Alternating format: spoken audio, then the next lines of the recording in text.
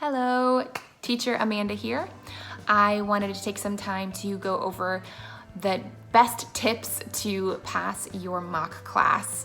They apply to the demo lesson and interview as well, but these are especially crucial as you head into your mock class. Your mock mentor is going to be evaluating you on these things. This is what they're looking for. So here it is. First of all, my initial tip is practice in the mirror or record yourself ahead of time before you do your mock class, because you don't want it to be your first run through when you go to do it with your mock mentor. You want to be familiar with the material, and ideally, if you've recorded yourself doing it already, then you've already been able to give yourself some feedback, and you can kind of get a sense of where your strong suits are, where your weaknesses are, things that you need to work on, pacing, that kind of thing. Stick to the objectives. They're going to give you lesson objectives for the demo, also for the mock 1, mock 2, mock 3, however many mocks you do, you'll know what you're teaching and you'll know the objectives. Pay special attention to those. Those are so crucial. And I see that a lot in the feedback from mock mentors, that the applicant maybe didn't stick to the objectives 100%.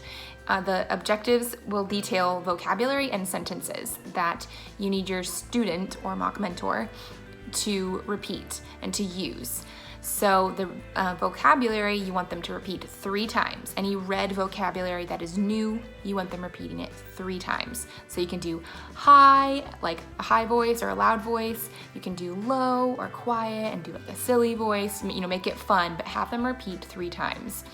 And then with new sentences, you want to make sure they say that full sentence correctly. And if you don't stick to the lesson objectives, that will be taken off of your score.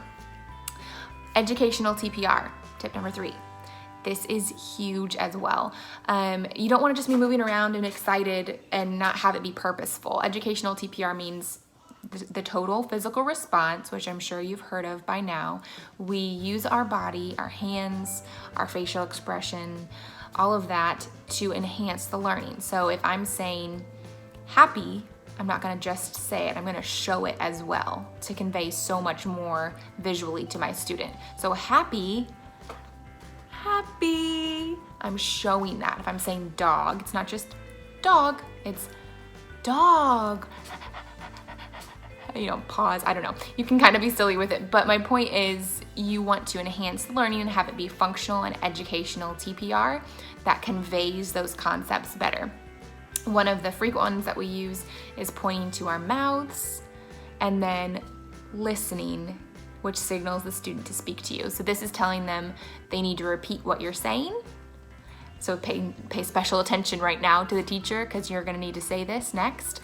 And then you signal them to repeat back to you. You're saying, hey, I'm listening, speak to me now. And if they're brand new, it may take them a few times to get that, but this is gonna become very second nature. So practice that a lot, signaling them to repeat and listening to hear it, okay?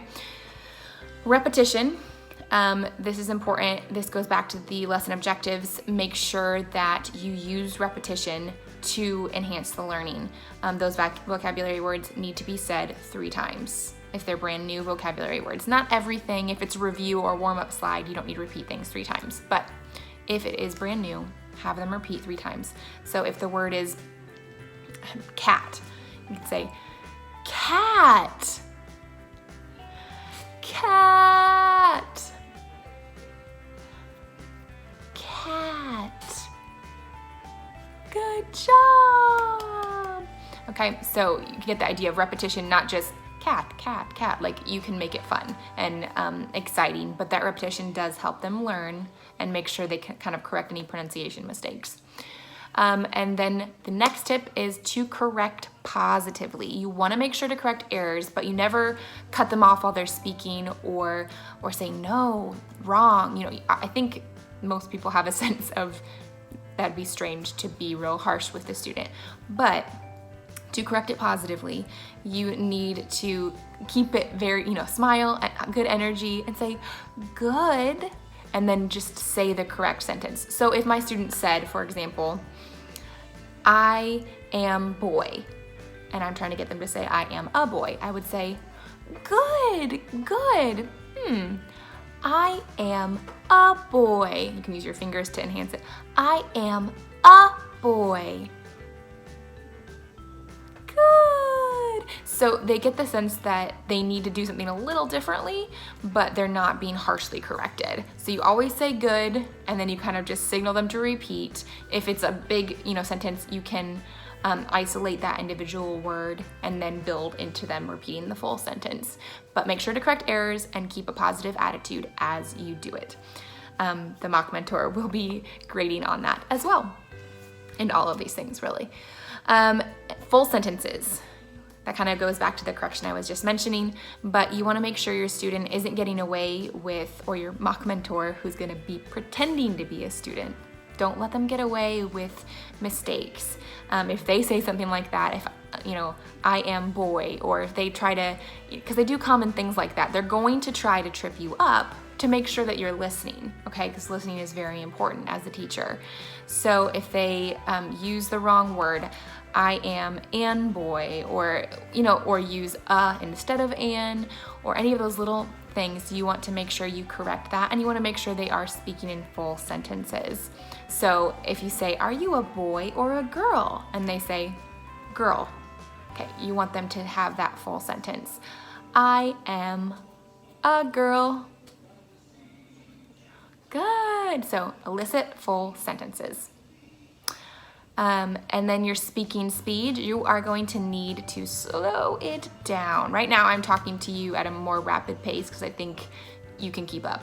But you need to slow down your speech, and you need to focus on speaking intentionally. So the words that you do say need to be purposeful. Don't just blabber to fill time, or, not that you will feel like there's an abundance of time, because most people run out very quickly. But make sure that what you're saying is important to the lesson. You don't want to have a lot of incidental language. Next, okay, all right, or kind of these filler words that we say oftentimes. You do not want to have that. Don't fill in with extra words, because the reality is a lot of students will repeat everything you say. So if you're like, okay, then they're gonna say, okay, and repeat after you. So curb that incidental language and slow down your speaking speed. Think about what you're gonna say and have it be purposeful. Extension. Lesson extension is huge. And this is another one where I see a lot of people get docked here because they kind of forget to do this. Lesson extension is so important because students are going to be at different levels. Some students are going to come in with a lot more understanding at 4 years old, and other students might be at 4 and have no experience with English. So because of that, lesson extension allows us to enhance and expand on the lesson content in front of us. So thinking beyond the slide. If a younger student is taking a lesson, or if you're doing the mock class with a younger student, your mock mentor is pretending to be younger, then you can ask, after you teach the slide content, what do you see? Or what color do you see? And then circle an item and see if they can identify the color. So think about basic skills that they might have and going towards that. So asking them about colors, asking them to count with you, count objects on the screen, count the reward system at the end. For most slides, you can find something to extend upon or expand upon a little bit. I know just one I had the other day where we're talking about food, and I knew I had some extra time, and this kid's really getting through it quickly, so I start asking him, do you like bread? What food do you like? Just going beyond the initial slide and asking general questions and allowing him to share. And students really love that, and it really does enhance the learning. So practice lesson extension. Make sure you finish the slide in front of you first, but then go ahead and find a way to ask a question that goes beyond. For older students, you can ask more than just basic colors. You can ask them to explain a word to you. What is a country? Ask them, allow them to speak. With younger students, you want their output to be about 50-50 with yours. With older students, you're looking for more of a 70-30, the student speaking 70% of the time. So knowing that, you should definitely be pushing for them to have opportunities to speak up. Extension can provide those opportunities for you. Effective props is another really important thing. I think you've probably heard me say, if you have been following any of my other YouTube videos, don't just have a prop for prop's sake. I'm not just gonna whip out, I don't know, this weird toucan thing for no reason, you know? You want it to like tie into the lesson and be functional. I think with younger kids, you know, certain props can be, there's a little bit more leniency there. You know, puppets can be used pretty frequently with younger kids just to kind of get their attention.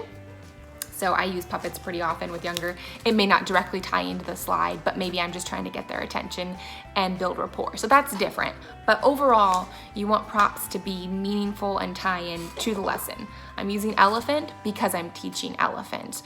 You know, I'm using horse because I'm teaching horse. Like, I don't think I need to really show you a million things, but my point is, you want it to be relevant to the material at hand and to enhance the learning. So if I'm saying egg, and they see a little egg on the screen, they might be a little confused what that means or what an egg is. But if I can show them an actual egg and they can kind of see that 3D shape, the face might throw them off a little bit, I don't know. But they've all understood pretty well so far when I've used this. But it is helpful because we have an exercise that has egg and potato, and they kind of look, I don't know, a little bit alike in my opinion. So it's nice to have some props that are relevant to the content on the slide and can enhance the learning. So, effective props. Make sure you have a good secondary reward system. In the real VIPKID classroom, you will have stars, 5 stars that you give throughout the lesson. I usually do one early on and then about every 5 minutes throughout the lesson. So by the end, they have all 5. But you need a secondary reward system, and you want to be using this in your demo lesson and your mock. So you can do a lot of things. I've often do animals. I give them animals throughout the lesson. It's kind of fun, and it's an easy way to do extension too, because you can ask them if, you know, if they like the animal or whatever. So get creative with your reward system, because that can kind of be an easy tie-in for lesson extension. But yeah, I do animals a lot, and you want it to be visible so that they can see cumulatively how many rewards they've acquired. So I can set them back here, and they can kind of see a little pile of animals. I normally don't have those papers there. So have a reward system that you introduce at the beginning. When you do a good job, Jimmy, you get an animal. You know, and so you want to introduce it at the start and then use it throughout. Don't go the whole lesson without giving a reward. You should practice this and kind of have an idea when you want to give a reward. It should be every couple slides, because there's constant praise and constant, you know, yay, great job throughout the lesson. Use clear classroom commands. This ties into the TPR as well. You want to point to your mouth and listen, you know, signaling them to repeat, and then listening to them repeating. With older students, saying, please read, and then underlining on the screen, and then they'll read. But basically having that clear instruction, kind of knowing in advance what you're going to say to get the student to do what you need them to do. So having those commands, whether it's TPR or verbal, both, you need to have both of those practiced well ahead of time so that they're clear and consistent throughout the lesson. Because if you're saying different things, then it's going to be confusing for a student. Pace yourself appropriately. Time management is another huge one.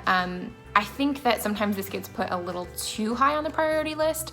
This is not the #1 thing above everything else, but they want to see that you've practiced this. So this goes back to practicing ahead of time, recording yourself, seeing, you know, where your strong suits are and areas you can improve on. If time management is a struggle of yours, and if you're going way over when you practice, you need to find some ways to cut down. Let's think about some strategies that you can use to cut down on your time, because they will dock you. They'll stop you actually in the mock class, and if you don't finish, you get docked per the amount of slides that you don't finish. So you want to make sure that you are managing your time effectively. Typically it's about 1 minute per slide is the goal. And if you are going to skip something, make sure it is not essential content like lesson objectives. If you're having them skip saying one of those sentences that was a target sentence, then you're gonna be docked. But if you need to skip a few things on a warm-up slide, you'll probably be okay, right? Do most of the warm-up, and if you realize, okay, I'm taking way too long on this, you know, skip a couple items, it's okay. It's not the end of the world. Every mock mentor is different, and so I've heard both sides of this, but basically, if you have to skip content, don't let it be something major like target vocabulary or target sentences. Make sure you're giving the student time to speak. So when I'm doing this listening, don't rush out of this. Linger here for a moment. Also realize there's often a delay. Even with your mock mentor, it may take a moment before they process the command. So it's good just to practice listening a little longer than you might think is necessary. Again, gets back to that student output. You want those lower level students to be speaking 50% of the time, and you want those upper level students to be speaking 70% of the time. That is not feasible if you cut them off and don't really give them time to respond. So make sure you make time for that. That is a big priority. All of these things that the mock mentors are grading you on, there's a reason for it. The goal of all of this is so that you can learn the teaching style effectively, and then you're best prepared for the classroom. So I know it's hard. It is not an easy hiring process. It's not overnight. It takes a few weeks typically to get through it. But the reason that they have such a strict and intensive hiring process is because this best prepares you for the real classroom environment. All of these things matter in the real classroom environment, and they're very purposeful. So please know their goal is not to be harsh and have a strict low hiring rate for no reason. They just want people to understand their teaching style so that they can start off on the right foot when they start teaching. So if you learn these things, you learn their teaching style, then you're good. But even if you have 20 years of teaching experience and your master's degree or whatever, it doesn't matter if you can't adapt to their teaching style. And I think that's a harsh reality that some people deal with sometimes. That those credentials can affect your pay, yeah, and you're super qualified as far as teaching goes, but VIPKID's specific teaching style and their goal in their ESL online platform is to have a very specific type of teaching that caters to these young students and engages them well. So please just be aware of that, and don't be offended that this may not be the easiest thing ever, and that you may be docked on some of these things initially. But you can learn them. I did. A lot of people have. You can learn this teaching style, and once you get it down, then hey, you're ready to teach. So, sorry about that tangent. Let's get back on track. Make sure that you take time on the introduction slide. This is a very important slide. You want to take time to build rapport with your student. So don't just rush through it and move on to the next thing thinking it's so easy. You want to take time to build that relationship. So, introduce yourself, ask how old they are, ask how they are, smile a lot, engage, interact with them, and get that lesson off to a good start and show that you know the importance of that. And I would say the same as that as the goodbye slide as well. You want to make sure you linger there for a moment, say goodbye to the student intentionally, and keep that rapport going, ideally throughout the entire lesson. But use their name throughout. Great job, Jimmy, great job, and remember who they are and interact with them, and just treat them as a person. Don't get so caught up on teaching the slides that you're not really engaging with them as a person. So that rapport is important. So get off to a good start by taking your time on that introduction slide. Obviously, still managing your time, but being intentional with that and asking about different things. If they're an older student, you can ask how the weather is or how their day was, but make that connection, because kids really want to learn from someone they feel they can connect with and engage with. Have a very friendly attitude, smile a lot, think Sesame Street and Mary Poppins and all these things I've heard. They're great concepts as far as what you want to strive for. You want to be peppy. So I take myself and I kind of go up a few notches when I'm in the real classroom, because you want these students to be excited. It's just like in our own lives. When you see someone on TV or at church or whatever, if they seem bored with the material, you are going to be bored with the material too. So be positive and energetic and smile a lot. Make sure you look professional and put together for the mock class, and also of course for the demo lesson. All of these tips technically apply to both, but You want to be put together. Don't look like you just rolled out of bed. Don't look exhausted and be falling asleep.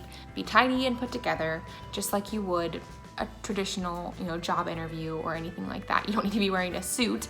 Ideally, it'd be good to wear an orange shirt or at least a plain shirt. Orange is the company color, so it is, of course, looked highly upon if you are extra motivated and have an orange shirt on, but it's not a requirement. I also think red lips or having some lip color, especially on females, is helpful because it does show the formation of like vowel sounds and stuff a lot better. It just shows up better on camera because a lot of times we get kind of washed out. At least my lips do. And then your audio, video, your internet connection, all of those things need to be in order. Check that ahead of time. Make sure that you have a good connection, because if you're having IT issues and it's glitchy and you can't be heard, that's gonna be a problem. You should be able to get into the mock classroom like 24 hours before is what I've heard. I know minimally like an hour before you can, but just check your equipment ahead of time, get into the classroom early and check those things out. Test your mic, test your headset. Can you hear? Can you be heard? You can look at the settings on there and check all of that out. Make sure that your computer's good, update it well ahead of time, like restart it, clear your cache, do all that you can to make sure things will run smoothly in that regard. Because if you have tech issues, that's gonna be a problem too, because that could be a sign to the mock mentor that maybe your equipment isn't up to par, right? So we wanna make sure those are in order. Classroom background, have something educational, have it be relatively clear. I've got my name, some school supplies, number chart with colors, I change things out relatively often, but you want to have something that is educational, not just decorative, and you want it to be clear. If it's really ambiguous, that doesn't help anyone. And then you don't want to have any major disruptions during your mock class. So make sure your kids or your dog or whomever is put away. Well, not your kids put away, but you know what I'm saying. Have maybe your husband watch your kids at this time or your wife, and make sure that they're not going to be a distraction during this time. And again, this is just practice for the real classroom. You need uninterrupted time for the class to go smoothly. If there is someone crying in the background and interrupting you, then that's gonna be an issue. So think about that ahead of time when you schedule your mock. Make sure it's at a time that will be uninterrupted and that you can have that focus time, because it will affect your score if, like if my 4-year-old is over here having a tantrum right now, that would be a problem, obviously.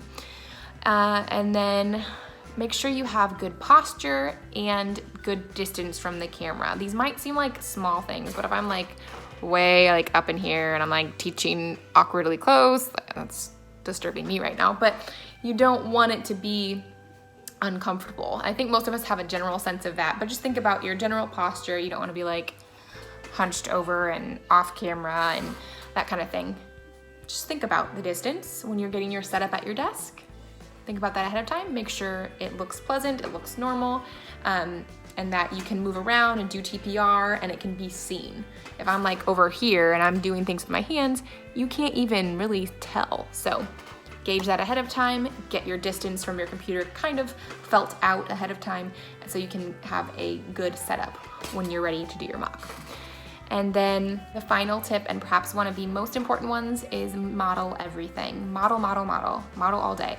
Modeling is not cheating.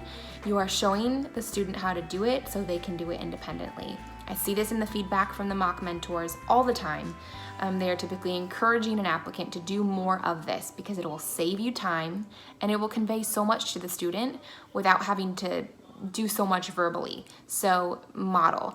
If I want a student to draw a line on a slide, I'm not gonna just say draw a line and expect them to do it. I'm going to show them. So I'll say draw a line and then I will show them what that looks like the first time. Then on the second one, I'll again repeat the command and then I'll wait to see if the student gets it. If they don't understand yet, I will continue helping them, maybe draw part of the line, and see if they start to get the hang of it. Right? Because it's that I do, we do, you do. So first one, do it yourself. Second one, help them a little bit, try to gauge where they're at with it and see how much help they still need.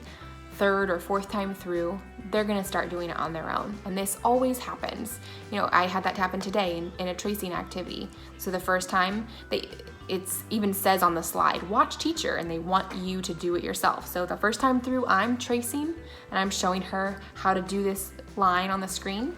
Second time through, trying to signal her to do it. So I kind of start to do it for her, and then I prompt her to finish, and she gets it. And then on the third time or fourth time through, she's doing the squiggly line all by herself, and working on her skills with drawing on the screen.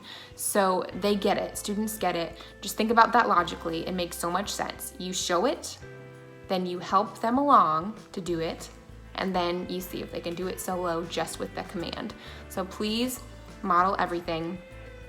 A visual of some sort should always accompany those verbal instructions. So if I'm saying circle something or draw a line, I'm gonna say circle, draw a line, or match. You know, you can get creative with this, but make sure that you are visually showing them what to do and then modeling it for them. This is gonna make a huge difference in your teaching and make the mock go so much smoother. So I hope you've enjoyed these tips. If you would like more support and tips and answers to the questions that are lingering in your mind, please go ahead and look up my Facebook group. I've got the links below. It is VIPKID Help Wanted, and I would love to have you in the group and assist you in the hiring process. Mentoring others and helping them get this job is a lot of fun for me, and I just think it's a great job. It's been a great opportunity for me and my family, and I want others to know about it too and experience all that VIPKID has to offer, because it's a really fulfilling job, and I can do it before my kids wake up, so it's a win-win. Anyway, so connect with me below, and happy teaching.